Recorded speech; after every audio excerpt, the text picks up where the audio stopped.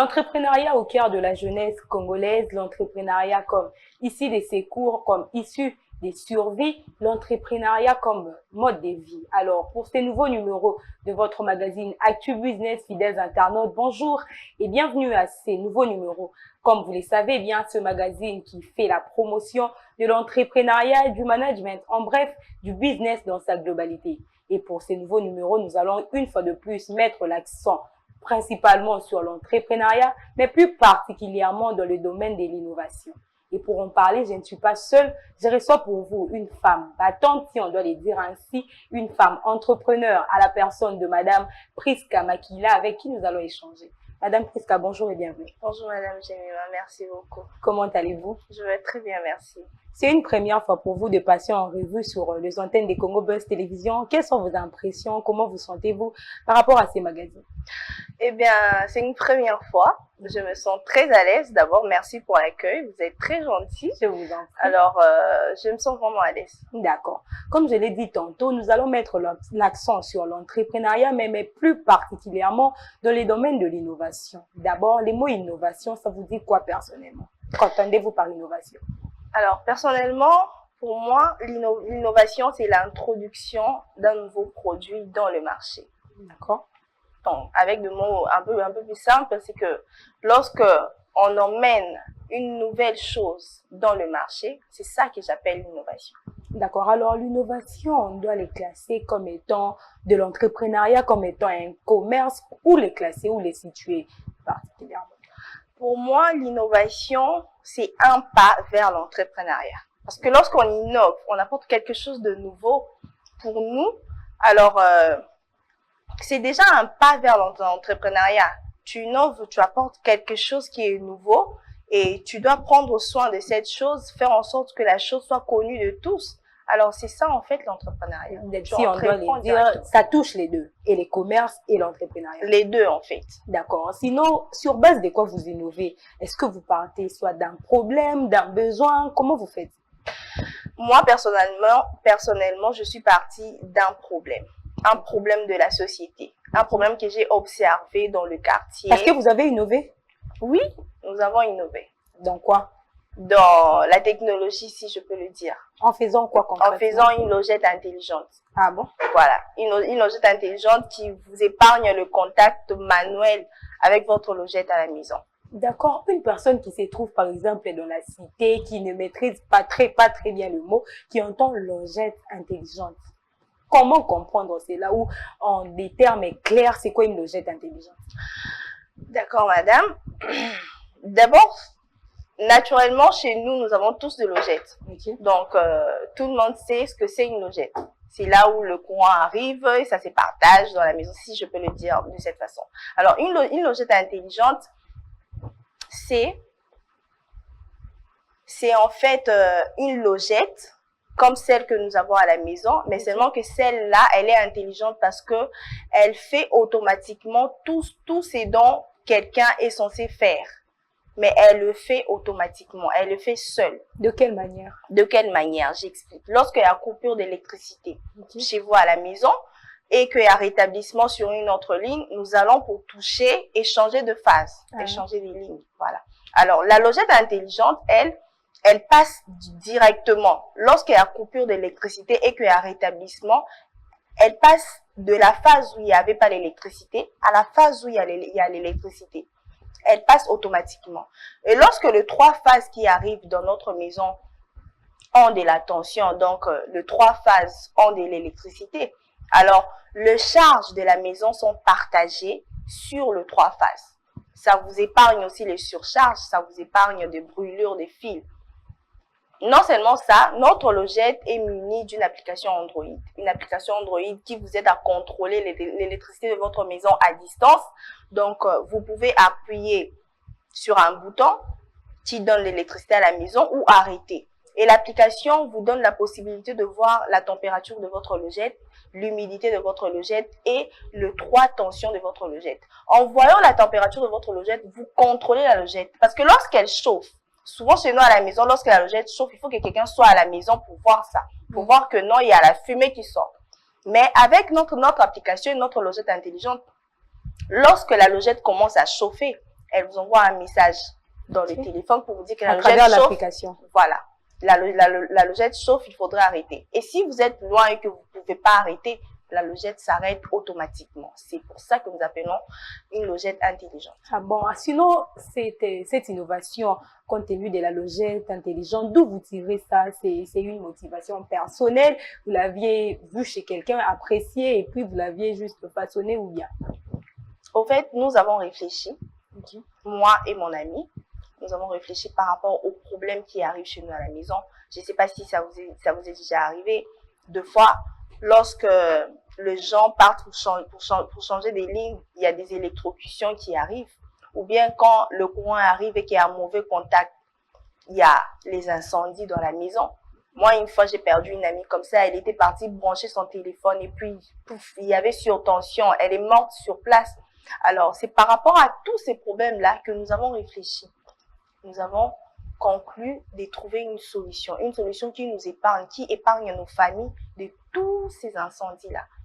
Cette logette intelligente est-elle validée par la Société nationale d'électricité ou c'est juste un truc que vous avez essayé de façonner et puis bouf, vous avez lancé dans le marché? La logette intelligente n'est pas encore lancée dans le marché. Pour l'instant, la logette intelligente, c'est encore sur le niveau d'un prototype. Nous avons d'abord un prototype qui fait la simulation. Et nous pensons le lancer dans les marchés très bientôt parce que nous comptons travailler avec la SNEL. Qui doit normalement nous aider à sécuriser ses abonnés. Est-ce que jusque-là, quelle garantie, des garanties sécuritatives que cette logette nous donne? Voilà, exactement. La logette intelligente nous apporte la sécurité dans nos maisons. De quelle manière? De quelle manière? Je m'explique. Ça nous épargne des endommagements des appareils électroménagers. Parce que lorsqu'il y a surtension, lorsqu'il y a une forte tension sur une ligne, nous avons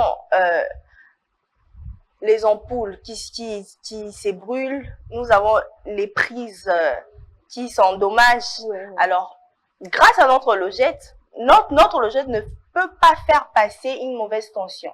Donc, ça nous épargne d'abord les endommagements de nos appareils électroménagers. Non seulement ça, ça nous épargne des incendies qui arrivent très fréquemment, ça nous épargne des brûlures de fils. Parce que lorsque l'électricité arrive sur le 3 lignes, notre logette partage de charge sur le 3 lignes. Ce qui n'est pas fréquent chez nous. Chez nous, lorsqu'il y a une phase qui est électrifiée, on met la phase pour toute la maison. Lorsqu'il y a une deuxième phase, on met la phase encore pour toute la maison. Alors que normalement, c'est pas comme ça dans l'électricité. Alors, chaque phase doit s'occuper d'une partie de la maison. Avec notre logette, ça vous épargne des brûlures de fils, ça vous épargne des incendies. Donc, notre logette est là pour nous apporter la sécurité. La logette intelligente prend en charge combien de pièces dans une maison? Ou je donne un exemple. Pour une immeuble, il doit y avoir combien de logettes intelligentes? Pour un immeuble, je veux dire, la logette sera installée à chaque appartement, dans chaque famille. Ah bon? Oui, parce que chaque personne doit avoir le contrôle de sa logette. Nous, quand nous avons conçu la logette, nous avons pensé aux familles. Nous avons vu d'abord le quartier démuni, les banlieues. Nous avons pensé aux familles. Alors, la logette vient viser la sécurité de chaque famille. Dans un immeuble, il y aura 2 logettes dans des appartements, si on peut le dire comme ça. Si on doit placer une logette pour chaque appartement, ce n'est pas exposer encore les gens au danger. Parce que j'ose croire qu'il y aura des enfants et tout. Ce n'est pas exposé au danger parce que de manière courante, une logette, elle est installée par exemple dans l'arrière d'une maison, d'une parcelle. Et les mettre dans chaque appartement, ça ne serait pas exposer la population au danger. Non, pas du tout. Par contre, la logette vient vous donner la sécurité. La logette, elle sera installée à un endroit. Vous n'aurez même pas accès à ça. Donc, vous ne pouvez même pas toucher tellement qu'elle sera protégée. Et aussi, la seule personne qui aura accès à l'application, c'est le propriétaire de la maison, ou la maman ou le papa. Simplement. Donc, la logette vous épargne beaucoup de choses. Cette logette, de la manière dont vous façonnez, vous la créez, c'est pour une durée de combien de temps, par exemple? La logette est pour une durée de toute une vie. Mais seulement qu'il y aura des suivis. Il y aura des entretiens que notre équipe fera. Attendez un peu. Ouais. Je prends un exemple. Ouais. Quand on paie un téléphone, généralement, Ouais. on sait que le téléphone sera par exemple 5 ans, une année, 2 ans. Et quand vous me dites que la logette, ça sera pour toute une vie, quelle garantie donnez-vous? Comment Ouais. avez-vous usé pour sécuriser cette logette-là pour toute une vie? Parce que là, je suis un peu surprise. Ok, je vais vous expliquer. D'accord. Je ne sais pas si chez vous, vous avez une logette. Bien sûr. Bien sûr. Et la logette que vous avez, je pense que ça date de très longtemps. Bien entendu. Exactement. Donc, notre logette, quand on installe ça chez vous, c'est pas pour une petite durée. C'est pas comme un téléphone. Ça s'installe comme ça et nous aurons des suivis en fait. Il y aura un service d'entretien qui passera chaque année, chaque mois, selon vous. Quand il y a des problèmes, vous nous appelez, on vient pour suivre notre logette. Généralement, chaque maison ou chaque parcelle a sa logette. Quelle est la particularité de cette logette intelligente? La particularité de cette logette intelligente, je l'ai même dit, ça nous épargne le contact manuel avec les fils électriques. D'accord. En nous épargnant de contact manuel, ça nous sécurise. Parce qu'on n'a pas contact avec l'électricité. L'électricité, c'est très dangereux. C'est vraiment dangereux. Ok. À part ça, la particularité est que c'est muni d'une application qui vous aide à voir l'humidité et la température de votre logette, chose qui n'existe pas, si je peux le dire. Parce que non, ça n'existe pas. Lorsque la logette chauffe, je l'ai même dit, vous êtes obligé de passer, d'être soit dans la maison, soit à côté pour voir que non, il y a la fumée ici, pour sentir ça, que la logette chauffe. Alors que notre logette, nous avons le contrôle sur ça. Lorsqu'elle chauffe, je vais donner un exemple banal. À 100%, ça va exploser. À 90%, ça vous envoie un message. La logette, la température est à 90%, vous devrez arrêter la logette. Si vous êtes loin, votre téléphone est éteint, il n'y a personne dans la maison pour appuyer sur un bouton d'urgence, parce qu'il y a aussi un bouton d'urgence, à 92%, déjà, la logette s'arrête de soi. De soi-même. De soi-même, ça s'arrête. C'est pour cette raison que nous appelons ça une logette intelligente. C'est ça la particularité même de notre logette. D'accord. Au cas où, vous avez dit à 92%, la logette s'arrête, au cas où tout cela n'est pas fait à 100%, quels sont les inconvénients? Il n'y aura pas d'inconvénients. Notre logette, c'est une logette intelligente. Nous avons conçu ça de manière à ce que ça puisse réagir de cette façon. Même un téléphone, quand ça devient vieux, il y a la batterie qui devient usée. Comment une logette peut manquer des inconvénients? C'est pour cette raison que je dis que nous allons faire des entretiens de nos logettes. Nous allons suivre ça. D'accord. Sinon, cette logette ici à Kinshasa, c'est conçu seulement pour les gens de banlieue. C'est une logette généralisée. De quelle manière vous comptez vous y prendre? C'est une logette qui est généralisée, malgré que quand nous avons conçu cela, nous avons pensé aux gens de banlieue. Okay. Nous avons pensé à leur sécurité. Parce que très souvent, à Gombe, c'est difficile de trouver ce genre de problème. Quelqu'un est allé toucher les fils, il s'est électrocuté, il est mort. C'est souvent dans les banlieues. Mais ça n'exclut pas non plus les gens qui sont en ville, les gens qui sont partout, parce que ça vise notre sécurité. Okay. Nous pensons à faire un contact physique avec nos abonnés. Nous aurons vraiment un contact avec eux particulier, nous serons proches d'eux parce que nous allons suivre nos logettes. D'accord. Pour ne pas se focaliser seulement sur la logette intelligente parce que ça s'apparente comme une sorte de publicité, revenons dans le thème, l'innovation. Comme je l'ai dit tantôt. Aujourd'hui, est-ce que l'on doit considérer l'innovation comme un mode de vie ou bien une opportunité seulement? L'innovation. L'innovation, normalement pour nous, Congolais, Chinois, ça doit plus être un mode de vie. Pourquoi? Je m'explique. Parce que nous avons tellement de problèmes dans notre pays. Tellement de problèmes que nous pouvons réfléchir sur ça, trouver des solutions. Et en trouvant des solutions, c'est déjà une innovation. Une solution nouvelle, si je peux le dire. C'est une innovation. Alors, ça doit normalement être notre mode de vie. Nous, Chinois, nous, Congolais, parce qu'on a tellement de problèmes. Ne pensez-vous pas que c'est une sorte d'opportunité? Je prends votre exemple, vous étiez là, vous avez eu à réfléchir, à tomber sur l'idée que quand on part changer de phase et tout, on s'électrocute, des machins, trucs et autres. Et vous avez eu à avoir l'idée sur la logette intelligente. Est-ce que ça s'arrête là peut-être? C'est une sorte d'opportunité. Est-ce que ça va continuer aujourd'hui? Vous avez créé une logette intelligente. Demain, ça sera par exemple une groupe électrogène et l'intelligente. C'est une sorte d'opportunité. Exactement. Exactement. Parce que lorsque nous voyons notre mode de vie, nous remarquons de problèmes, nous trouvons une solution, on ne compte pas s'arrêter là. Comme je l'ai dit, il y a beaucoup de problèmes. Aujourd'hui, nous avons créé une logette intelligente. Demain, ça sera une maison intelligente. Le lendemain, il y a beaucoup de projets qui sont en vue. Et nous ne pensons pas nous arrêter là. Nous pensons aller plus loin. Pourquoi pas créer une entreprise? Fournir de logettes intelligentes dans chaque famille. Comme la dame Tirongozi qui a fourni de robots roulage partout. Ouais. Donc, c'est une opportunité aussi à saisir.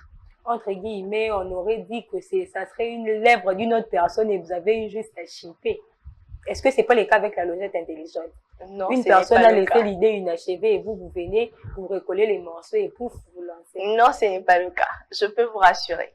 D'accord. Sinon, aujourd'hui, il s'observe dans plusieurs universités. C'est un comportement aujourd'hui fréquent chez plusieurs jeunes dans notre pays. Quand vous finissez le cursus universitaire, on les place de se créer un emploi, on est là à rédiger de lettres, des demandes d'emploi. Comment expliquez-vous ces phénomènes? C'est un phénomène qui est fréquent, vraiment fréquent, parce que quand quelqu'un finit ses études, il ne vise pas entreprendre, il ne vise pas se créer un emploi, il vise plutôt aller demander de l'emploi auprès d'un employeur. Alors, c'est quelque chose que moi, je suis contre d'abord à la base. Et ça se voit d'ailleurs. Je suis contre parce que je me dis, quand on finit nos études, on a toujours un travail qu'on fait. Le travail est appelé mémoire, TFC. Et normalement, c'est sur base de ce travail-là que nous devrions arriver à créer une entreprise. Donc, nous réfléchissons sur un travail. Et puis, ce travail nous permet demain, quand nous sortons de l'université, de continuer de créer une entreprise, de saisir les opportunités par rapport à ça. Et c'est une chose qui n'est pas fréquente dans notre pays. Nous, d'abord, on doit demander aux autorités d'introduire l'entrepreneuriat dans nos universités, pourquoi pas dans nos écoles. Cela va nous permettre de nous booster. Demain, quand nous finissons nos études, d'aller plus sur la route, de se créer un emploi au lieu d'aller chercher un emploi. Donc, si je peux paraphraser votre idée, c'est notre système éducatif est en quelque sorte responsable. Exactement. D'accord. Aujourd'hui, qui faire pour booster? Je me dis par exemple, il y a une personne à la maison qui s'est dit, j'ai une telle idée, je peux faire ceci, cela. Comment il peut commencer? D'abord, premièrement, la personne doit commencer par croire en elle, croire en ce qu'elle veut faire. Parce que quand on croit à ce qu'on fait, ça nous donne des ailes. Et puis, elle doit commencer aussi par aimer d'abord ce qu'elle veut faire, malgré le sacrifice, tout ce qu'elle va rencontrer sur son chemin. Les idées, il n'y a pas d'idée. Je crois juste et puis pouf. Non, mais tu as une idée sur ce que tu veux faire. Okay. Tu as quand même une idée. Tu vas pas être là et puis tu commences à croire. Non. D'accord. Tu as une idée, tu te dis, ben voilà, comme moi, on était là, ben, qu'est-ce qu'on peut trouver comme solution? On doit trouver une logette intelligente qui doit faire ça. Donc, cette idée doit partir d'un problème ou d'un besoin. D'un problème ou d'un besoin, exactement. Et dans notre société, nous avons tellement de problèmes, donc on peut pas manquer d'idées. Mais seulement que les débuts, c'est souvent très difficile. Parce que ça demande tellement de sacrifices. Mais après les sacrifices commencent à payer. Et puis, on s'y retrouve. Et ce que je voulais insister sur un point, est que nous ne devons pas nous arrêter sur le fait que, comme moi, nous avons créé une logette intelligente, on est passé à la télé, nous avons reçu un prix d'entrepreneuriat, des idées, l'innovation. Ça ne doit pas s'arrêter là. Ça doit aller encore plus loin. Parce que le gouvernement doit nous accompagner à la réalisation de ce projet. Parce que lorsque le gouvernement nous accompagne, ça diminue le taux de chômage d'abord. Parce que quand moi j'ai une entreprise de la logette intelligente, je vais certainement engager beaucoup de gens. Et là, nous venons pour aider le gouvernement dans ce sens-là. Donc, normalement, il suffit pas seulement de croire et d'avoir un projet, de commencer à un début. on doit aller encore plus loin et aussi le gouvernement aussi a sa part de nous accompagner dans ce trajet-là. D'accord, Madame Prisca, l'émission est terminée, mais en quelques minutes seulement, vous allez regarder droit cette caméra et donner votre dernier message à toutes ces personnes, ces jeunes gens qui sont à la maison, ont soif d'entreprendre. Si vous devez leur dire un message, qu'allez-vous dire? Ok, à toutes ces personnes qui ont besoin d'entreprendre, je veux leur dire que cela ne puisse pas s'arrêter à un besoin, qu'ils puissent poser le premier pas. Parce que c'est en posant le premier pas qu'on peut poser le deuxième et le troisième et nous avançons comme ça. Donc, si je peux vous encourager dans ce sens, c'est que ne vous arrêtez pas à un besoin, ne vous arrêtez pas à une idée, allez-y au-delà de cela. Posez le premier pas, posez la première pierre. Et quand vous allez poser le premier pas, c'est là que vous allez vous rendre compte que vous ne pouvez plus vous arrêter. Vous devrez continuer à avancer et les opportunités viendront de soi de cette façon. Merci Madame Prisca Makila de votre disponibilité. Merci à vous Madame Jemima. Je vous en prie. Fin de cette émission, fidèles internautes. Merci de votre réelle et sympathique attention. Au revoir. D'ici là, portez-vous bien.